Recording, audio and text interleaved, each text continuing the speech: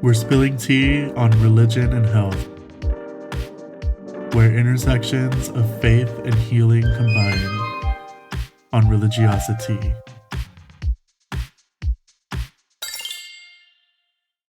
As this podcast discusses religious beliefs, religious experiences, personal testimonies, and mental and physical health, some of the content may be uncomfortable or triggering for some listeners.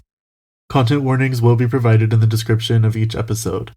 Any personal journeys discussed on this podcast do not constitute health, medical, or religious advice. We are simply trying to capture the lived experiences of real people who would like to share their own stories about religion and/or health. Hello, this is your host, Adrian, and today I have the privilege of talking to my friend, Isela. Can you tell us a little bit about yourself, Isela? Hello, fellow podcast listeners. My name is Isela, pronouns she, her, ella. I like to call myself a border brat or fronteriza. I was born in El Paso, raised in Juárez, and then came to El Paso when I started going to UTEP and just started working between El Paso and Las Cruces for a while, did a little stint in Austin, then came back and just been vibing here. Now I live in Las Cruces. I am a part of Adrian's PhD cohort because I'm sure you guys, if you've been listening since the beginning, he is doing some really cool research, and I have been kept abreast of his research shenanigans, and I love that. And I'm very excited to be here. I don't know, what else do you want to know about me? Anything else you want to share? Do you have any special hobbies or likes or dislikes? Yeah, well, I have 2 black cats that are my entire life, and I am obsessed with them. Very witchy. Are your familiars? They're very much my familiars. My lady cat is, her name is Anastasia, and she is a very sassy cat. And then my other cat is a boy. His name is Cirilo, or Mr. C, if you cannot pronounce Cirilo, which is fine. He's cool with that, with either, but that poor cat has a smooth brain, and he's very dumb. Oh. But as far as like hobbies, I have like classic old lady hobbies like knitting, embroidering. Isela is not old, FYI. I'm not. These hobbies are not aligned with her age. I mean, they could well be a middle-aged woman at this point. But yeah, I like to do like a lot of crafty stuff. I like doing creative stuff when I'm not doing sciencey research stuff. Right, and fun fact, I'm interested to hear about Isela's spiritual journey because she has done bench science and community engaged social science. So she's a rare gem among us people who do science because she does both. Meanwhile, a lot of people compete over which one's which and which one's better. Exactly. There's space for everything, but you know, I guess code switch between the bench sciences and the social sciences, so to speak. Translator between the two. Yes, I bridge the gaps. A connector. I'm a connector, a facilitator, if you will. A moderator. That was a statistics joke. All right. So, to kick us off, can you tell us about your current religious or spiritual practices or beliefs, if you have any? Well, I was raised Catholic, as most of us here in the borderlands have. I got baptized in the Catholic Church. I was told to do the First Communion. My confirmation. Sorry, I spaced out with the terms because I don't know if you guys have seen names like I can understand Catholicism in Spanish, but in English I'm totally lost, and I always get lost with the terminology in English. You can say it in Spanish. And so I was even though I was raised Catholic, like around the time that I was doing my confirmation, but because, my mom told me to, that's when I realized that I was like, I don't really like organized religion. It's not my vibe. And as I was like learning world history and everything, I was like, no, this does not sit well with me. I don't know what does, but this is definitely not. And so I just finished my confirmation just, to appease the mother. Mm-hmm. And after that, I have not really been a practicing Catholic. I consider myself more of a cultural Catholic. So like some people do, I like Christmas, like the whole nativity setup. I know that on your show, some guests have talked about La Virgen de Guadalupe and doing the pilgrimage. I grew up around Matachines, so I'm very familiar with that. Like, that feels like something familiar, but it's not something that I would practice or do a pilgrimage around. Right. Like for Easter, it's mostly focused around food in my family. So like in the Cuaresma season, which is Lent, I think. Yeah, Lent. On Fridays, like we have a lot of foods that we prepare. Mm-hmm. And like the weekend of the Good Friday, Good Saturday, and Easter, it's a whole bunch of food, like nonstop since Friday. And I like that. I like food. And of course, I'm going to partake. But yeah, other than that, I don't mind going into like a Catholic church. If you would have asked me this in high school, I would have said that I was gonna like burn and turn into ashes if I set foot in a Catholic church or any type of church for that matter. But that's not the case. I like appreciating the architecture of a lot of the Catholic churches, like especially in Mexico. I traveled through Mexico a lot, and so I think that it's very like fascinating to me, like how like the impact of colonialism on and Catholicism here in the Americas, but I'm not gonna get too much into that part because that would be a whole other podcast, right? Or a whole other series of podcasts. University level class. Yes. But where was I going with this? I'll go attend a mass, like for a funeral, for weddings, quinceañeras, like for special occasions, for like milestone occasions in the church. And I usually go with like a family member, but I have not like actively gone to church out of my own will, like every Sunday since I was like in high school, maybe right after I finished confirmation. Mm-hmm. But currently, like I don't have a current specific spiritual practice.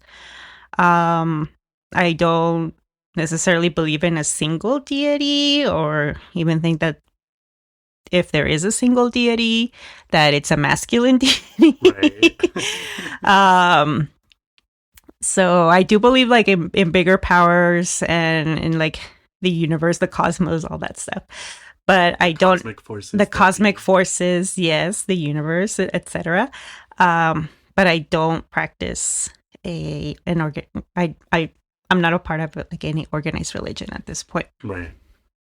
So thinking about the universe as like a force, what do you believe about it? Does it intervene?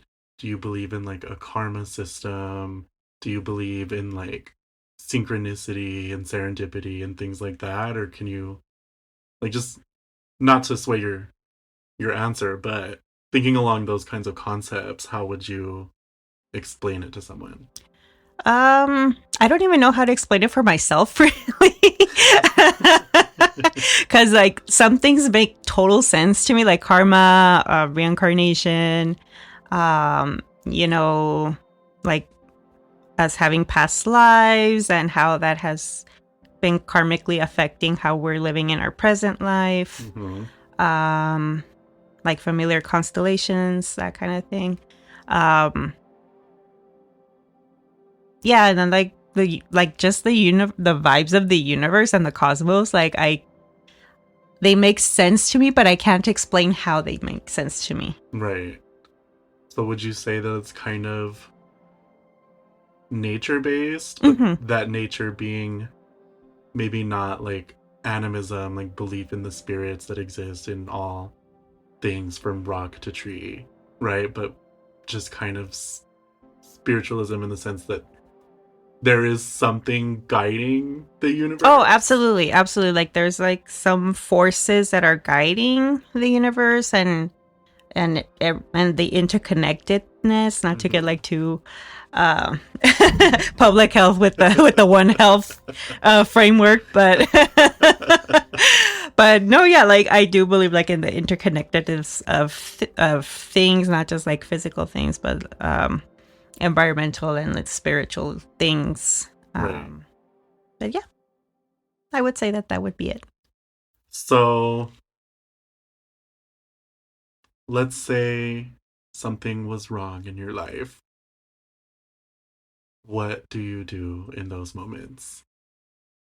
Panic, of course. Of course.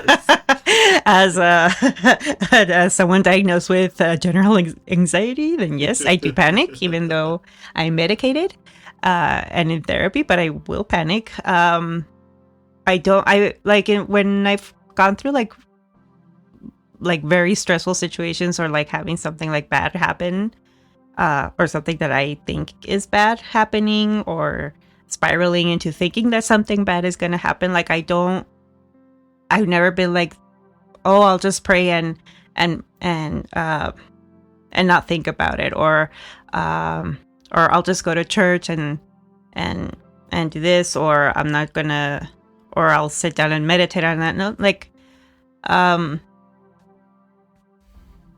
I feel like I check into the rational part of my brain first and rationalize things before searching for like a more spiritual connection or answer or possible alignment, if that makes sense. It's the science brain that takes over first, like rationalizing things that are tangible. Right. I'm just thinking, because it sounds more agnostic versus atheist. I would say I am agnostic, because atheist, it's not that I don't think there is a God at all, or that there aren't any gods or goddesses, deities, etc. But yeah, I just don't feel like tied to like Catholicism in this case, that which I was raised in, or I haven't wanted to set out and seek out like other organized religions. So I would say I'm agnostic. Okay. If we're labeling things. No, we don't have to. That's just me trying to make sense. No, yeah, absolutely. And for people who don't know what agnostic really means, I feel like especially in the early 2000s, it was kind of a buzzy word. Like, it was. Oh, I'm agnostic. Like, agnostic is A meaning not, Gnostic meaning of direct knowledge. So, like, the Gnostics believed that they had direct knowledge, direct experience, and encounters with their faith. And that's kind of where it came from. And in spiritual communities now, you will see a term called UPG, which is unverified personal gnosis. Oh. So that just means that it is a personal experience that is known only by the person who experienced it and practiced it, which is like really fascinating from like a phenomenological perspective. That is. This is the first time I'm hearing about this, y'all. Yes, it's a phenomenon of one. But since a lot of alternative spiritual spaces are like sharing knowledges and things that they've created or experienced or whatever, it's people ask like, is this UPG? Because they want to know if they're following that path. Like, is this canon? Is this part of this practice or story or faith system, or is this like your thing? And it's not to say that it's invalid, Right. per se, even though people do say that, but it's not to invalidate that experience, but it's just to say like, this was my thing that I experienced. Yeah, absolutely. And that made me think of a saying from in Spanish or in Mexico that cada cabeza es un mundo. Mm-hmm. Each mind is its own universe, and so like I feel like that's kind of what it equates to. Yeah, for sure. All right, so back on track. Uh-huh. When you participate in this kind of belief system, however that looks for you, whether it's passive or whether there are active things that you do, how do you feel compared to when you were practicing Catholicism growing up? When I was growing up, I felt like constrained, so to speak, in having to practice Catholicism, and constrained by the guilt that you're told that you're supposed to be feeling in Catholicism, and being repentant of pretty much everything that you do, and having to disclose that to a priest at some point to relieve you of whatever sin you committed. But like, I don't think it felt. I don't think I ever like related to people that were like going to church and being like very devoted to God and to Catholicism. Like I could never relate to those people. I would be like, why? Like, and for a while I did try to like really be in it and like to be, you know, a good Catholic, quote unquote, but that just like never like felt right to me. It never like felt right for me. And now I feel like more I get not liberated, but like I feel like I have that freedom to explore like other types of spirituality and to find other spiritual connections that are not necessarily like practicing Catholicism. Right. For instance, probably like karma, for example. I mean, even though in the Bible it says, you know, like do unto others as to what you want others to do to you or something like that. Even though it's kind of like what karma is, but I wouldn't like be like, oh, the Bible verse is this and that, and like, no, I don't go by the Bible. Right. I go by vibes. Period. And the vibes are vibing. The vibes are indeed vibing. And that's the tea. And that's the tea.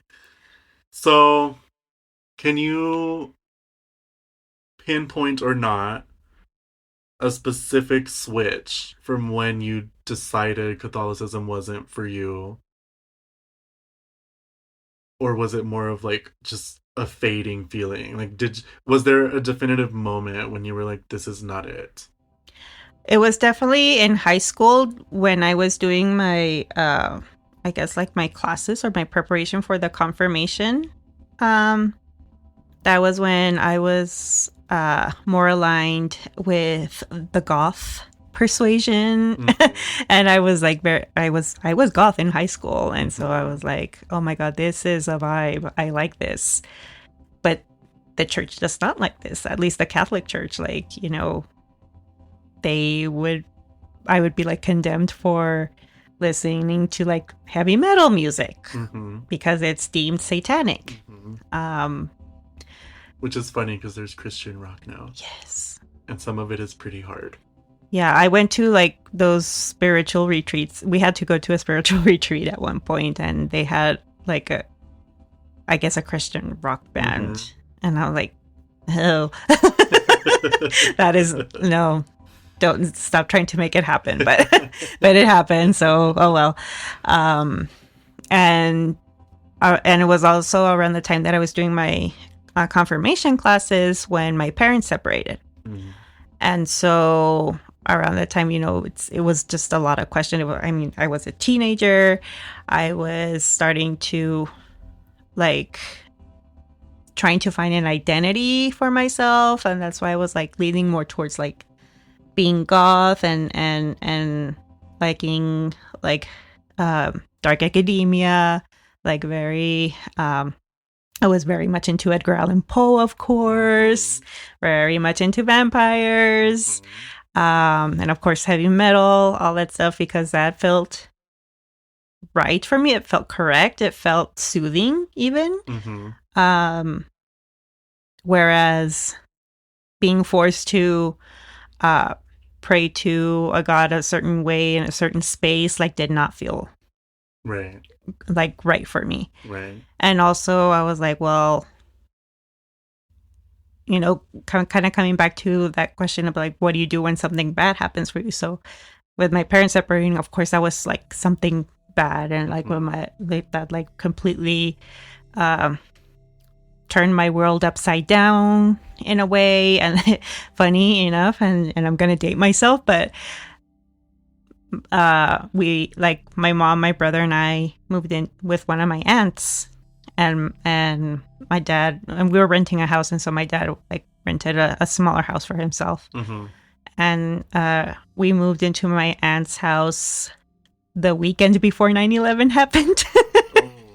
So I was like already like in this like mood, and then 9/11 happens, and I'm like, oh, of course.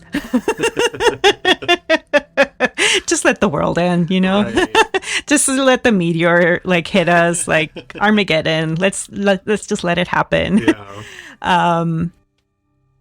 And then around that time, like, my mom was trying to also like find a religious way to cope, I think, with her separation. And she was like very like adamant that I like stay in those classes for the confirmation. It was like a year, I think.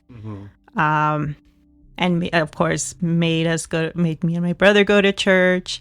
And then we were walking distance from a Catholic church at that point. So like we had to go to church. Right. It was right there. And so, and it was like always an argument with my mom, because I would always like wear black. I had this really cool leather jacket. It was like a trench coat. I loved it. Loved it. Yes, very underworld, very Kate Beckinsale. And I guess like my mom also was trying to, like, looking back at it, I've been thinking about it. I think like my mom was also trying to find a space outside of the church, or another type of spirituality that could help her cope with the separation. Right. And then, what is that saying? The sins of the mother are the sins of the daughter. Are the sins of the daughter. So whatever she was going through, you were going through. Hardcore.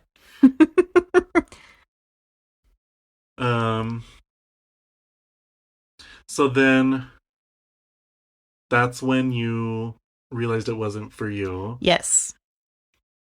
So then what did your kind of journey look like after that?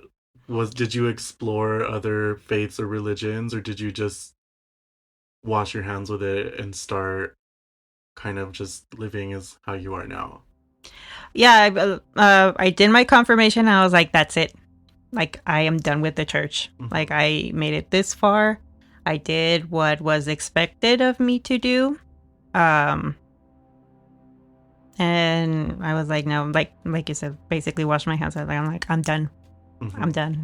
And like, even after my confirmation, like, my mom still was trying to make me go to church and everything, but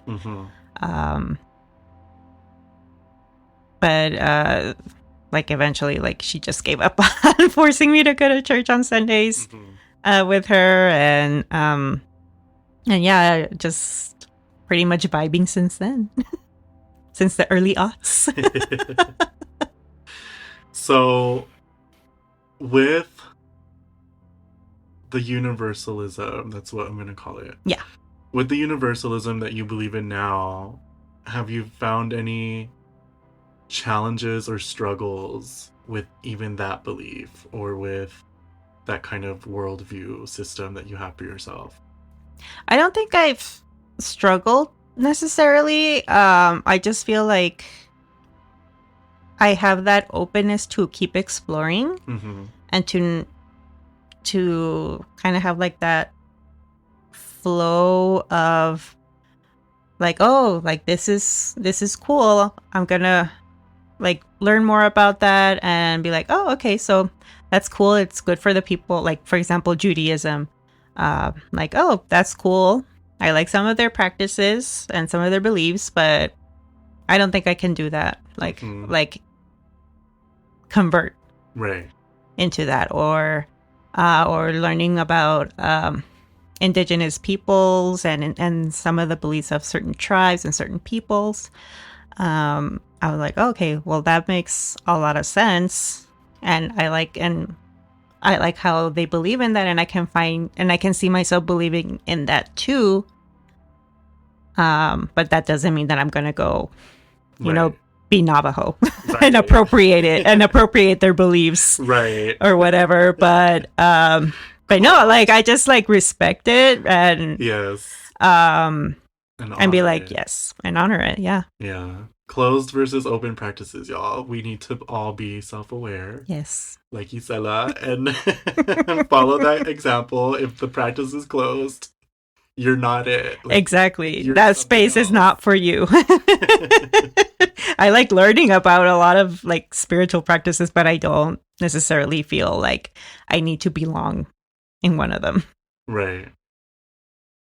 But yeah, I mean, that's kind of like what my, I guess, thought or approach to spirituality has been since. All right, switching gears a little bit. I'm interested to hear your take on this as a member of my cohort who does health research. What does well-being mean for you? Well-being, the first thing I think of is health, like having optimal health. And that's not just, it's physical health, it's mental health, financial health. I mean, it's just like whatever stability and safety looks for you in how I view it. But like, yeah, I mean, like I understand like the academic definitions and concepts and constructs around it, but like for personally, like that's what it is to me. It's a place of safety. It's a place of peace. And, you know, as long as it's not negatively impacting others or your own body, then that's what well-being is to me. And what about spiritual health? Does that mean anything to you? Yes. Well, I like spiritual health doesn't necessarily mean, to at least to me, that you need to be a part of a religion, or that you need to go to church or temple or whatever, or that you need to completely immerse yourself into an organized religion. It just means that you give yourself that space and that grace to kind of think about or kind of call upon other possibilities that are outside of your control. Right. So how has your current belief system, do you feel, if at all, impacted your mental health? I think, well, like my whole mental health journey is a whole other podcast episode. But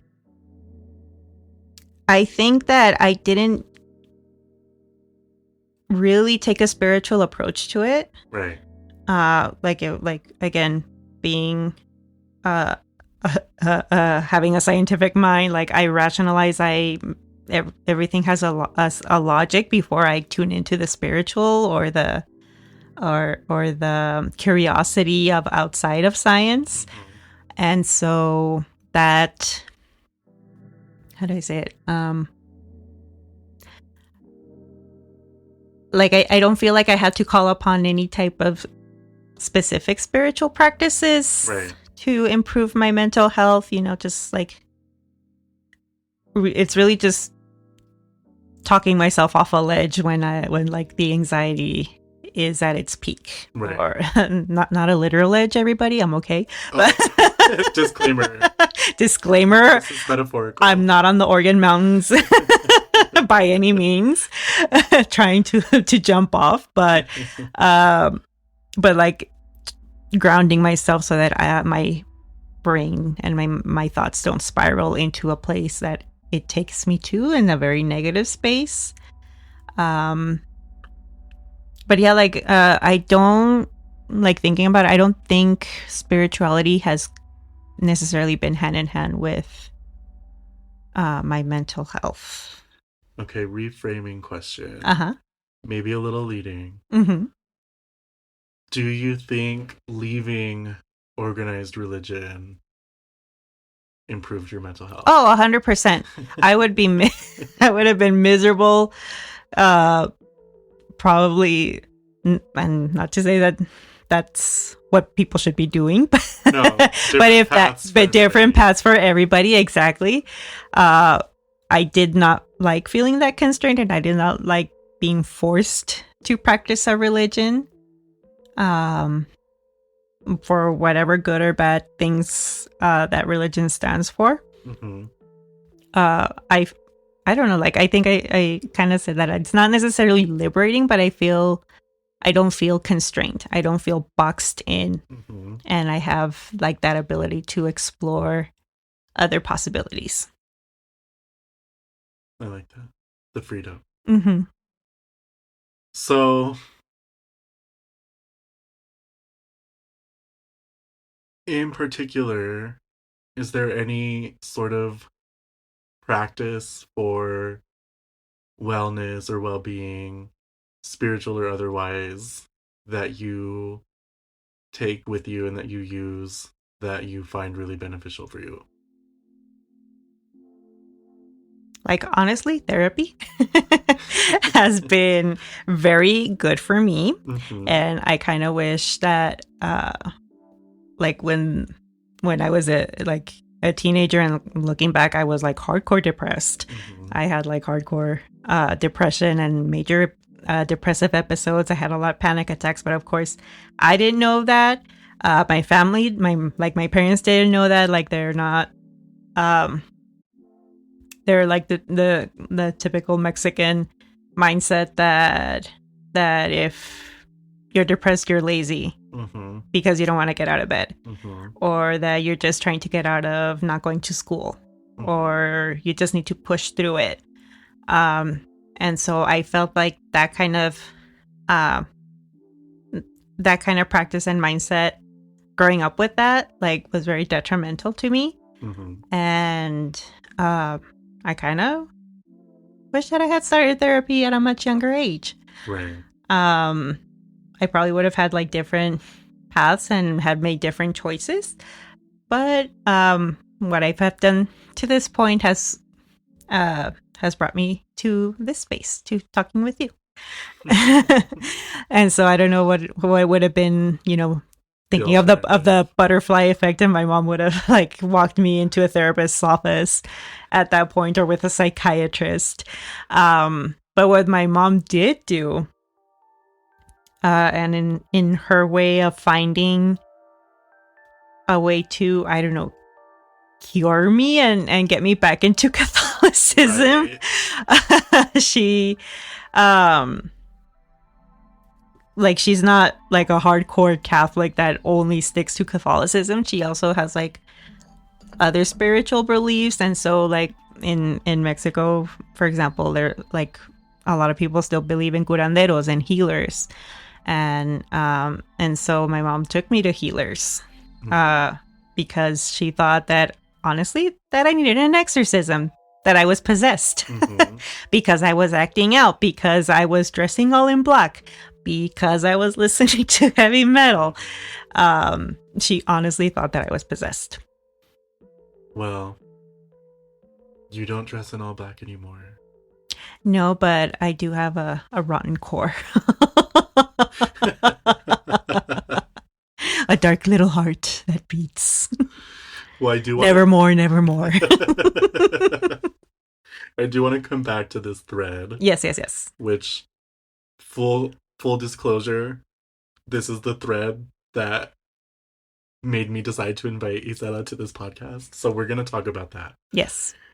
But back to therapy. How do you feel participating in therapy contributes to your overall well-being, mental, physical, and spiritual health? I think the thing was that, aside from being told to push through whatever it was that I was feeling growing up, I was also keeping a lot of things in. And so in not expressing myself in a healthy way, in like shoving all my emotions and trying to compartmentalize aspects of my life and things that were happening around me. I think that because I kept bottling up everything, I was getting sick a lot. Mm-hmm. So I had like a lot of digestive issues for a while. Of course, I would get full-blown panic attacks out of nowhere. Mm-hmm. And so it was just like not sustainable. It got to a point where I got a really bad panic attack, and my mom was like, I think now we can take you to a psychiatrist, in my mid-30s, of course. But, mm-hmm. Better late than never. Mm-hmm. But I guess she saw me like really, really bad, and she was like, that curandera is not cutting it. Yeah, exactly. We need Western medicine. Like, it's time for the Western medicine now. Not even the Pope can do this. And so in that, and also like based on what we know at an academic level, like not having a healthy outlet for your emotions takes a toll on the stress levels that you experience in your body, which then manifests at a cellular level, and that's why we get sick and we somaticize a lot of things. And by somaticizing, meaning that whatever we're feeling, that we're trying not to let other people know that we're feeling, it's going to come out as a stomach ache. It's going to come out as migraines. It's going to come out as joint pain. Exactly. And so your body's going to find an outlet to let you know that you need to find a way to be okay. Right. And so for me, like, therapy and learning how to express myself has been a game changer, honestly. Right. And so having that safe space, having that safe person, and eventually finding safe people that I can express myself with, and people that I can openly talk about my mental health and my mental health practices, that has also been a huge game changer. So don't bottle up things, guys. It's not good. Well, to pick that thread up, stress is also directly linked to a lot of mental, physical, and behavioral health outcomes, including, let's start with the obvious. Stress is linked to substance use. Mm-hmm. Stress is linked to anxiety. Stress is linked to depression, and all of those exist as a epidemic. But then stress is also, research has shown, which I'm not going to look up the studies for this episode since it's not a long, steep episode. But you don't have to take my word for it. Look into it yourself. Stress is from credible sources, please. Yes. I don't know what those sources are right now, to be honest. Honestly, yeah. Anyway. That's a whole other podcast, too. But stress is linked to diabetes, cancer, cardiovascular disease, pretty much any long-term chronic illness that you could have. stress is linked, chronic inflammation diseases. Because stress, which is funny because this is what my master's thesis was partially focused on, like a whole chapter, and what my work still looks at. Stress is your body internalizing something as an actual threat to your existence. Right. So it triggers fight, flight, freeze, or fawn. There's 4 now, y'all. Yeah, there's 4. And so it triggers those responses, fight or flight. Yeah, we're putting our parasympathetic systems through it, y'all. Yes. For real. So, but it does manifest in the body. It does take a toll. So stress mitigation, relieving your stress, finding healthy outlets to cope with stress or to cope with life is very crucial to your mental health, your physical health, and I would argue, because of the nature of this podcast, for your spiritual health as Absolutely. Well. Absolutely. But yes, thank you for sharing about how therapy has helped you. Yes. So my next question, we can get a little bit more into the exorcism if you're okay. Yeah. But you can answer however you want. Have you had a spiritual experience that felt extraordinary, miraculous, or unexplainable? Or not? Well, going back to these healers, you know, like I said, like my mom was finding like ways to, I guess, cope with everything that whatever it was she was feeling around the separation.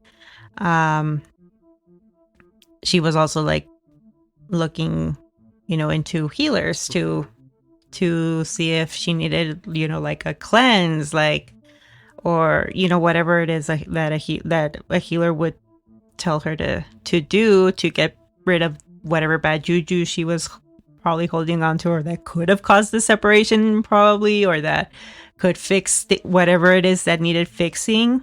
And so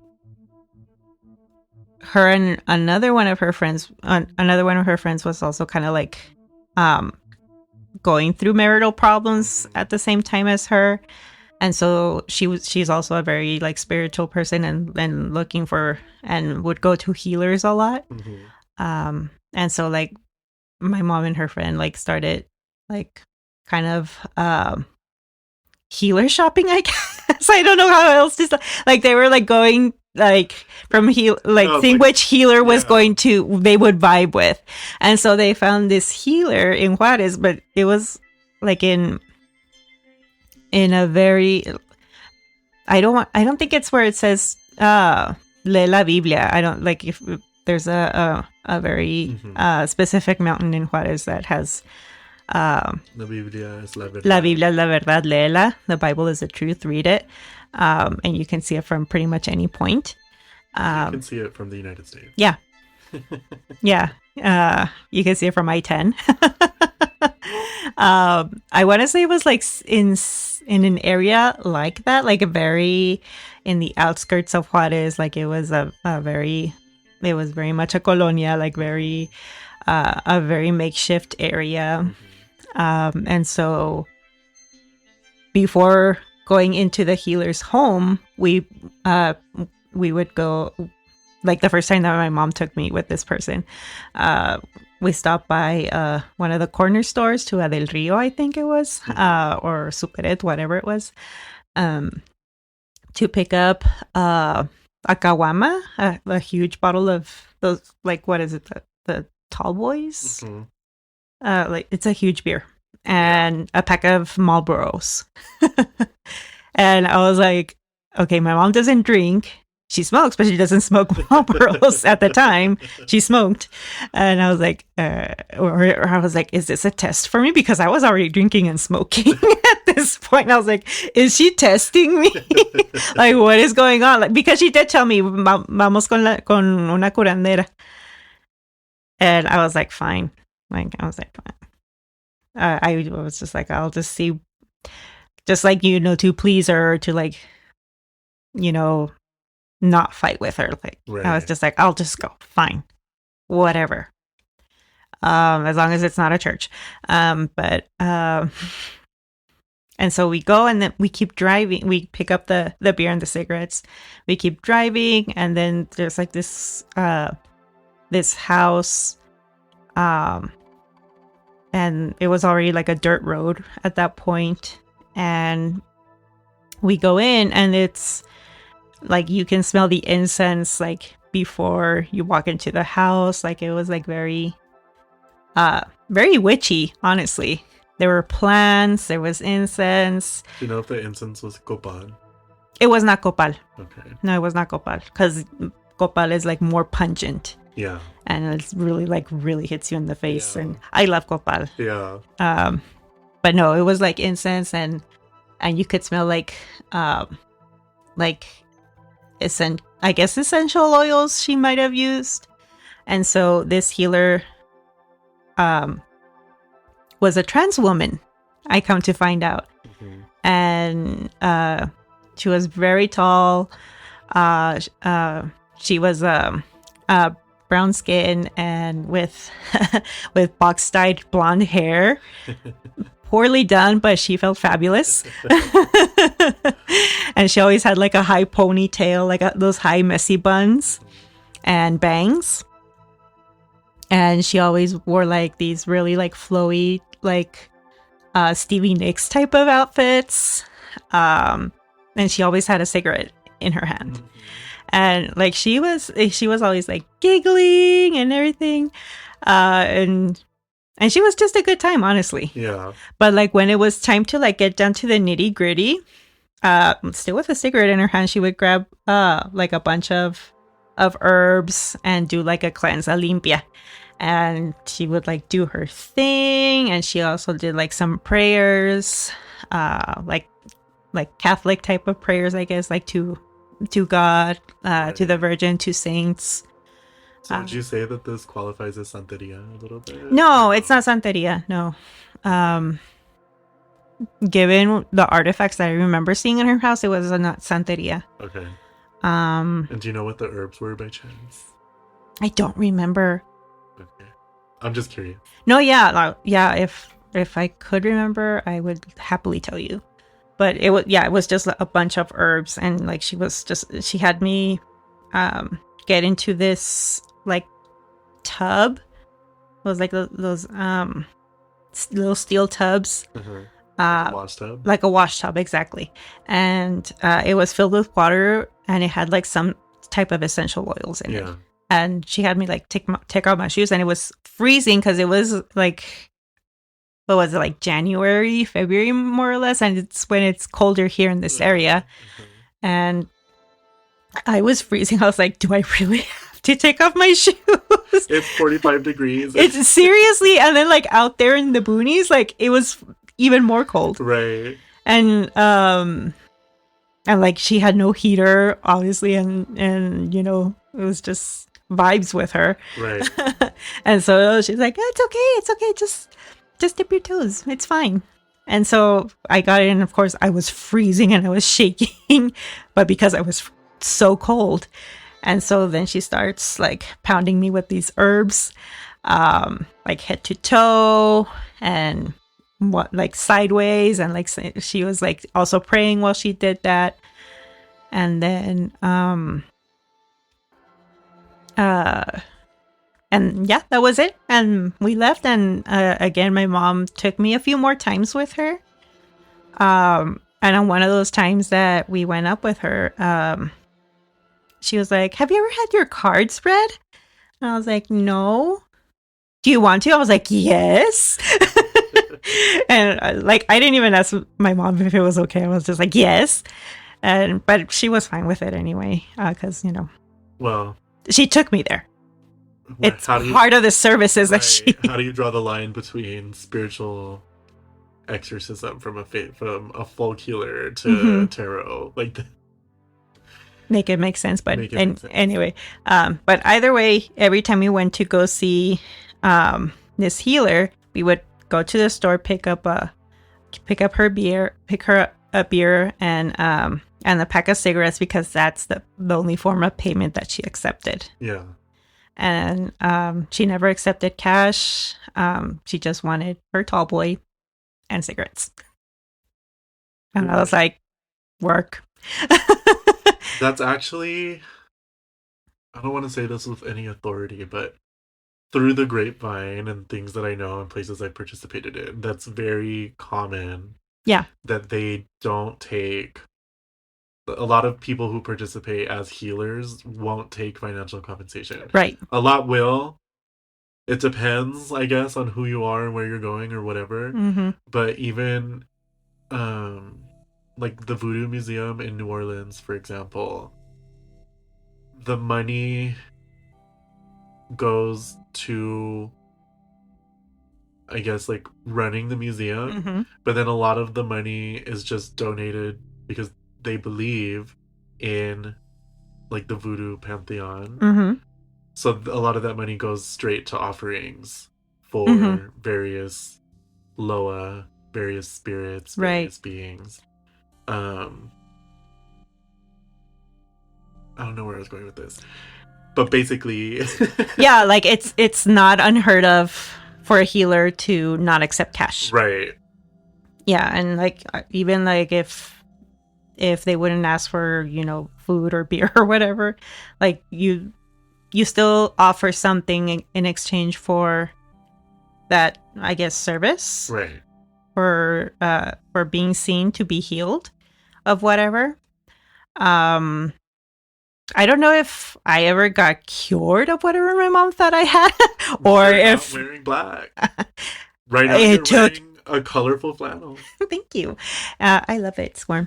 But no, I still wore all black for years, and when I wear all black, I'm like, yes, I love this. This is my comfort zone. But I also like colors. I like colorful prints. I love a floral print. Right. So, yeah. So while you were going through this, and you can decide if this was, oh, what's the word? I don't want to say hallucinatory, but you can decide the reality or not, if anything. But when you were going through this, did you feel anything like during the process that felt spiritual or that felt like something happening, or did you just sit there and take it because your mom said and it didn't really affect you at all? I don't think like I said, I don't know what my mom thought I was possessed with or what she thought I was experiencing, like, you know, just being a highly moody teenager, right. Just being very straight up against all type of authority, right. All type of things that I felt constraining for me, not wanting to follow any rules other than the rules of science and of the darkness, because I was already a big science nerd in high school. Yeah. And I also wanted to be a coroner. I wanted to be a medical examiner when I was in high school, because autopsies are super cool. But that's also something else that we could talk about at another time. Well, imagine being a coroner and also seeing spirits. Yeah. That would be so cool. But yeah, like I don't remember like feeling, I don't know what I was supposed to feel, honestly. Like, yeah, like her like passing the herbs throughout my body and her doing the prayers. I was just like standing there waiting for something to happen, and nothing, I didn't feel anything happen, but something probably did happen. Like, and it was like a slow process, because I kept, like, my mom kept taking me to this healer, and we did a lot of things with a lot of like different types of prayers that she was trying out while she was like giving me a cleanse with the herbs, and with my feet in the tub of water, with whatever oils. Honestly, I don't know. I never had like, I felt like something like in like any epiphanies. I didn't like feel an evil spirit or sprite leave my body like in Ghost. Like, or like in The Exorcist, like the demon just like leaving the body. I was like, I don't know what I'm supposed to be feeling, but whatever. I'm here. Yeah. And I really liked that healer. She was really nice. She was really cool. She was very funny. Was her card reading accurate? You know what? Yes. At the time, I thought it was bullshit. But like now thinking about it and of other card readings I've had, I'm like, oh my God, that was accurate. Because in the card reading I think it was the first one that she gave me, I think I asked like something about what I'm going to major in. And she's like, well, I mean, you are a science person, but you're going to end up in the humanities. You're going to end up doing like more work in the humanities, more social type of work. And I was like, nah, I'm going to be I am a person of science. I have bench science, which is in that time was the only type of science for me. Right. I was like, nah, I'm going to be a chemist and a medical examiner and an alchemist. Like I wanted to like bring alchemy back. Yeah. You're not the only one. I know several people who are into that. Yeah. No, yeah, I love alchemy. And I was like, no, like that I'm never going to do that. That's so wrong. But then like as I've had other card readings throughout my life and like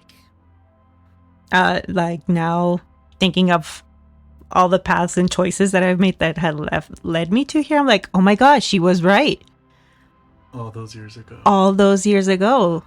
Like she was right. Like I'm not a bench scientist now. I'm in public health, which is I mean, it is a science, but it's not 100% bench science. Like I lean more toward the community health type of science and type of practice that is more like socially based, I guess. And more with more social practice, and and in working in nonprofits and in nonprofit spaces, and just very community oriented. I'm like, oh my God, she was right. Mm-hmm. She was right. A side note: I need to do an episode on what public health is. Because it's so very, very broad. Yeah. And we were talking about that the other day. Yes. Like you could do bench science and make an entire public health career on bench science. Absolutely. You can do only statistics, like for epidemiology. There's like legal policy issues. There's so much. Before I forget, do you happen to know why your mom chose to go to a faith healer? Both for the issues she was facing and also for what she thought you were going through instead of the church. I think it was more supplemental to the church. Okay. Like given like from what I remember, like her I guess behaviors were like yeah, she felt like attending church every Sunday was going to help, and praying the rosary and whatever. But I felt like the healer approach was also kind of like complementary to kind of like see if the two type of spiritual practices together would relieve me of whatever possession I had. Right. I laugh now, but like I seriously think that my mom thought I was possessed with a demon. Right. When I think, though, like, the syncretism is very common in Mexican Catholicism. Mm-hmm. Like, a lot of Mexican Catholic holidays that are sponsored by the Diocese of Mexico are folk holidays and folk practices that are not necessarily or explicitly Catholic. Oh, yeah, and that we can go into, like, a whole other episode on that. On Tonantzin being portrayed as the Virgen de Guadalupe, so that the indigenous people could like to draw people into the church and to convert them a little bit more easy. And yeah. Well, in Santeria, a lot of people don't like to think about it, came from Catholicism. It did. It means of the saints. Mm-hmm. They're calling on the saints. They have all the candles and all the saint cards that are in the churches. Mm-hmm. The only difference is one's considered evil. Mm-hmm. But it's basically the same thing. And if someone thinks that that's not true, please come on my show and correct us. Yes, please. Leave it in the comments. We're open to being corrected. Right. We're all learning and growing. Mm-hmm. So have you ever had any other kinds of spiritual experiences that felt extraordinary? Not really. Like, I don't... Like, I hear of people like going through like experiencing like seeing ghosts or feeling a presence and all that, but I don't think I ever have. And I'm like, either I'm a ghost, I'm some sort of spiritual entity, or I'm just like so in tune with them that it doesn't surprise me or shock me. Or they're not real. I mean, the possibilities are endless. But I've never had like this earth-shattering ghost seeking or ghost feeling moment, or like any unexplainable thing that would be like miraculous. I don't know, like I don't think I've ever, because if I had felt something like that, I would know. Right. You would. And I would not shut up about it. But I haven't. I like that. That's very real. Mm-hmm. I don't like that you haven't experienced it. I'm neutral on that front. Mm-hmm. But I like that you're real about it. Yeah. I don't know. There's so much. Because if you or anyone heard my last episode, my friend has had a lot of encounters. Yes. So I'm like, I don't know what that means, that some people have so many and some people exactly don't. That's why I say like either I'm like very in tune with the spirits or with the spiritual realm, that it's not shocking to me, or I don't perceive it as something freaky or something that scares me, or it just doesn't exist in my realm. Right. So normally I would end this podcast by asking questions about your practices and your beliefs, but non-applicable. Right. Which is totally fine. Like I believe in science. Felicidades. Thank you. So instead, let me ask you, is there any advice that you have for someone who might be questioning their faith? Because a lot of people, I feel, will say, well, you just have to put your faith in God, like whatever. A lot of people, even on my show, have questioned their faith and returned to it, or have gone on to another faith. But you are a little different, so I would like to get your advice on that. Yeah, so I don't know, because I've also questioned myself, like, should I be practicing a religion? like am I missing out? If is there something that I missed that I'm not like getting and that I should be doing? But then I'm like, not really. Like, I feel okay with myself, with being with myself, with being at peace with the people I want to be at peace with. And it's just okay to question your life, question your choices, question your practices. Not to say that you're doing anything wrong per se, but it's okay to be like, okay, what if I try this? Or what if I learn more about this other religion? Or what do, like, if you're a scientist, what have other scientists been practicing, like, spiritually? What have their spiritual practices been? Well, historically, culturally, whether their belief was sincere or not, we can debate for years. Oh, for sure. Right? But historically, most scientists have professed a religion because that was the standard belief. Yeah. So it is interesting to see like this branch away between the two now. Yeah. But I mean, it's okay. Like, for example, me being Catholic, it's okay to question the religion that you grew up with, or that you were indoctrinated in, or whatever.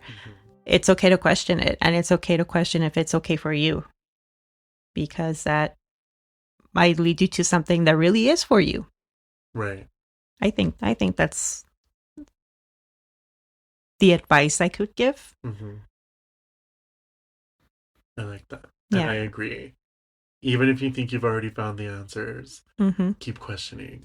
Because you'll either confirm it every time, or maybe one time, and that one time will be enough to change everything in your life. Yeah. You will find that it is no longer true. Yeah. So, what is one thing that you wish you knew earlier about religion in your life? That there are more religions out there. You know, I feel like when you grow up in a certain religion, like that's all you know, and that's all you're told that you should know. And that everything outside of that religion is bad, or that it's invalid, or that it's just unholy, or whatever. Right. And I guess, yeah, I would have liked to learn about other religions as I was growing up, because, yeah, and especially like here in the borderlands, like Catholicism is very predominant, and so you're not exposed to many other religions necessarily. Like, I was in my mid-20s when I found out that there was a Jewish temple in El Paso. Is there more than one? I actually don't know. I know there's only one mosque. There's a mosque, and I think I don't know. At that time, there was one. I don't know if there's another temple, or if there's one in Las Cruces. I'm not sure. I would have to check that. But only because I came across Jewish people. Right. And I was like, oh, I didn't know there were Jewish people in El Paso. Right. When we only have one Buddhist center in El Paso, and it's not even a temple. It's a Buddhist cultural center. And I'm pretty sure I'm not entirely sure why it's here, but I think that it's because of the Bhutanese student population. That would make sense. But it might predate. I don't know. We have one, that's all I know. Yeah. And I know some of my peers who were from Bhutan would go there. But yeah, I just wish I knew